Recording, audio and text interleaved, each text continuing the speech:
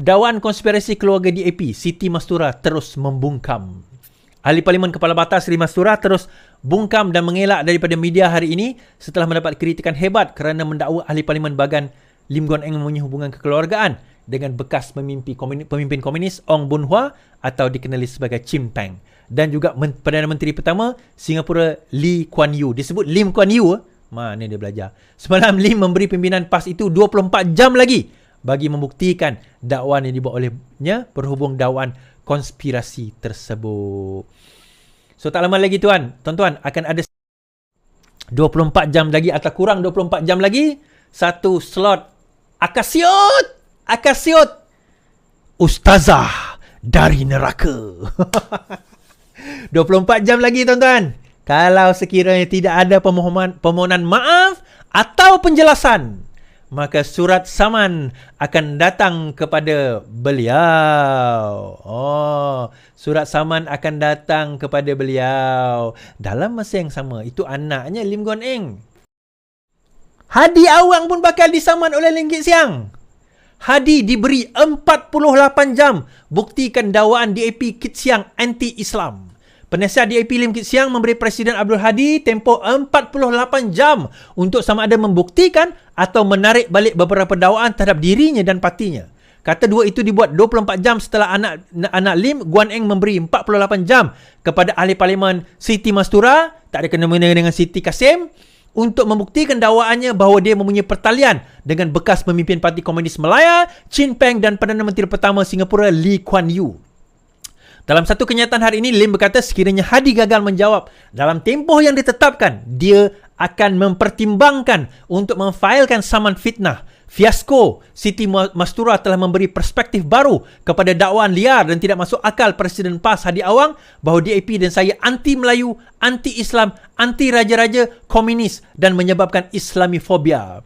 Bagaimana mungkin pemimpin parti politik lain berbeza dengan presidennya yang boleh membuat dakwaan liar dan tidak masuk akal tanpa sedikit pun bukti soalnya. Semalam, Guan Eng yang juga pengurusi DAP menafikan dia ada pertalian saudara dengan Chin Peng. Ahli Parlimen Bagan itu juga menolak dakwaan Mastura bahawa dia ada hubungan kekeluargaan dengan Setiausaha Agong Anthony Lok. Baik, nama pun Anthony Lok dengan Lim tu jauh gila. Nama pengurusi Ngakomeng dan Teresa Kok ex-Fiaso Ngeko Ham pun kena. Aduh, korang ni tak nampak sangat korang ni Melayu tak pernah campur dengan Cina kan. Jelas ia bukan satu serangan peribadi tetapi berbau perkauman dan hasal dengki terhadap saya. Sampai menyebabkan tindakan berkenaan sebagai permainan politik ekstremisme, perkauman dan fitnah PAS yang tidak berasas. Guan Eng berkata pemimpin Islam itu membangkitkan isu tersebut walaupun mengetahui ia tidak benar. PAS sering menjajah naratif komunis terhadap DAP. Selain mendakwa pihak parti yang didominasi kaum Cina itu mengancam kedudukan orang Melayu dan Islam. 48 jam akan telah diberikan kepada Hadi. Maka tuan-tuan, apa nak risau? Orang PAS pun risau. So inilah masa untuk anda membuktikan betul lah DAP itu komunis. Betul lah DAP itu anti-Melayu. Betul lah DAP itu anti-Islam. Betul tak? Sekarang ni selain lari pada tuan-tuan dan puan-puan tabur fitnah ke atas jalan raya, dapat dosa kering, sekarang ni bawalah bukti-bukti itu ke mahkamah. Itu cara dia. Ini baru betul.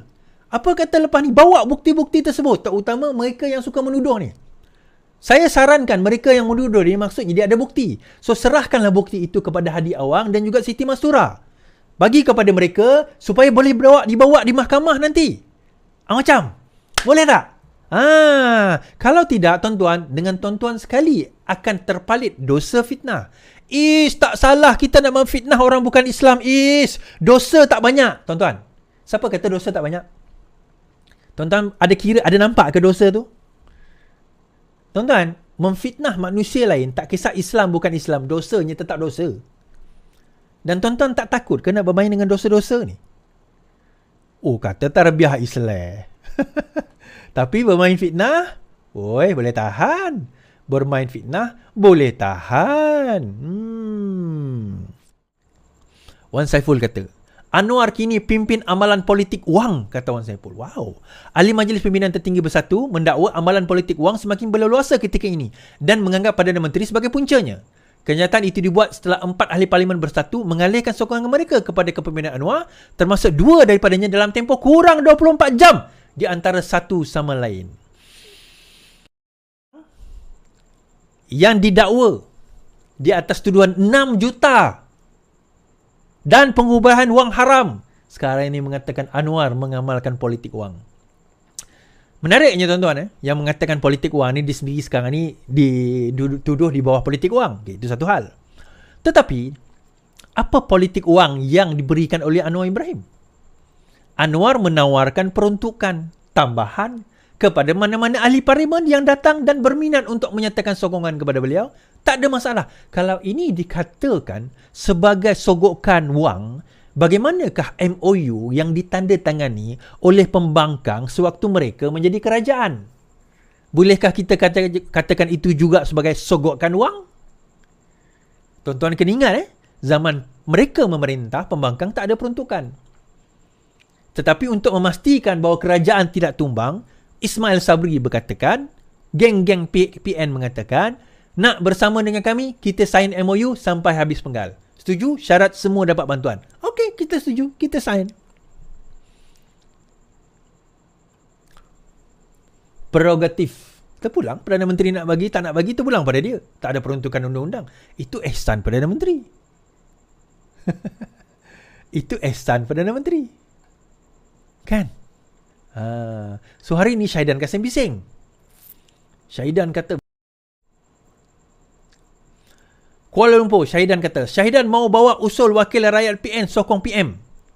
Syahidan Kasim berkata beliau akan membawa usul khas berkaitan tindakan 4 parlimen gabungan itu yang menyokong pentadbiran PMX. Beliau mendakwa wakil rakyat daripada Blok Makan dijanjikan peruntukan yang ketika ini hanya terhad kepada penyokong kerajaan.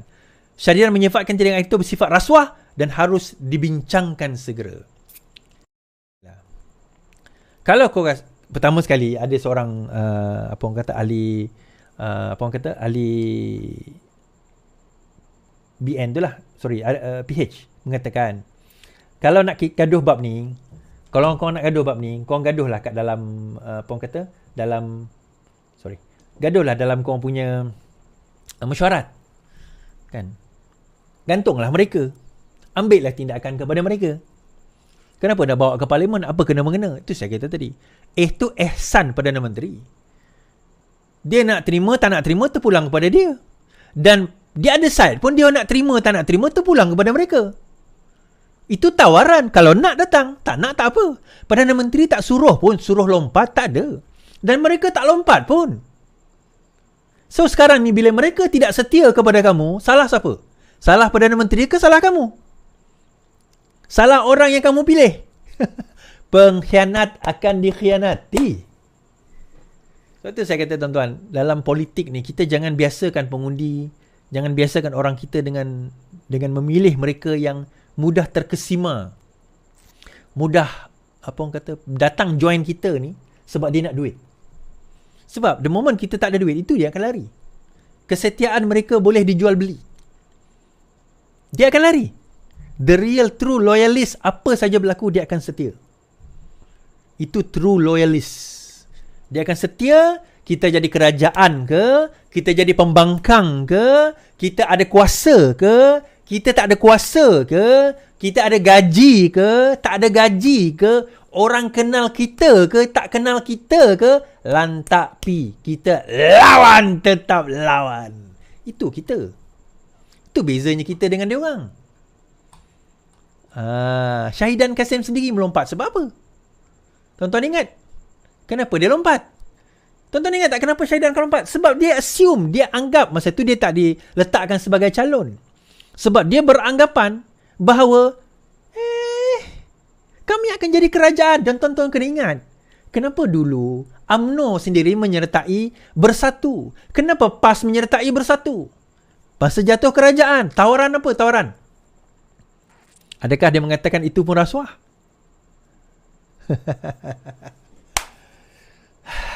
Well,